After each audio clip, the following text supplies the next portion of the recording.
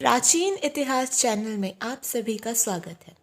आज की पौराणिक कथा का सार है कि आखिर पाप कहाँ कहाँ जाता है।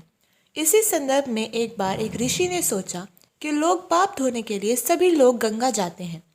ऐसे में सारे पार गंगा में ही समा जाते हैं। इस तरह तो गंगा भी पापी हो जाएगी। उस ऋषि ने यह जानने के लिए आखिर पाप जाता कहाँ है तपस्या की। तपस्या करने के फलस्वरूप देवगण प्रकट हुए। तब ऋषि ने उनसे पूछा कि गंगा में जो पाप धोया जाता है वह कहाँ जाता है।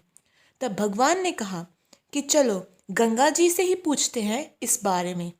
ऋषि और भगवान दोनों ने ही गंगा जी से पूछा कि हे गंगे, सब लोग तुम्हारे यहाँ पाप धोते हैं, तो इसका मतलब क्या आप भी पापी हुई।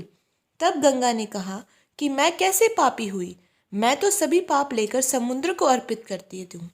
इसके बाद ऋषि और भगवान समुद्र के पास गए और उनसे पूछा कि हे सागर, गंगा सभी पाप आपको अर्पित कर देती है, तो क्या आप पापी हो गए।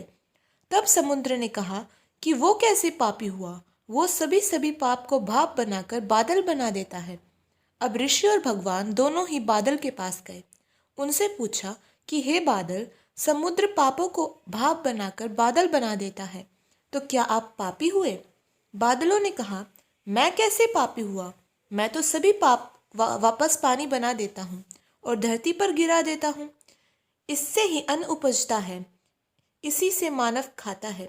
उस अन्न में जो अन्न जिस मानसिक स्थिति से उगाया जाता है और जिस वृत्ति से प्राप्त किया जाता है और जिस मानसिक अवस्था में खाया जाता है, उसी के आधार पर मानव की मानसिकता बनती है।